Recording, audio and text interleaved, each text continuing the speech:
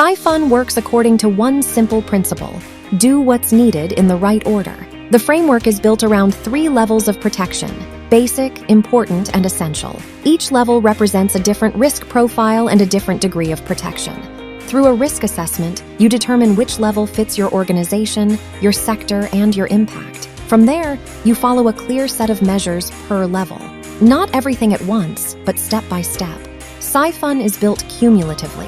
What you implement at a lower level is carried forward to the next. You keep building without having to start over.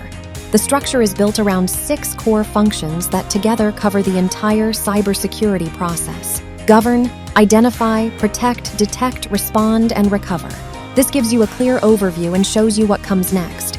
CyFun provides direction, from basic protection to defense against the most advanced threats. In the next part, you'll see why this approach is so important and what it delivers in practice.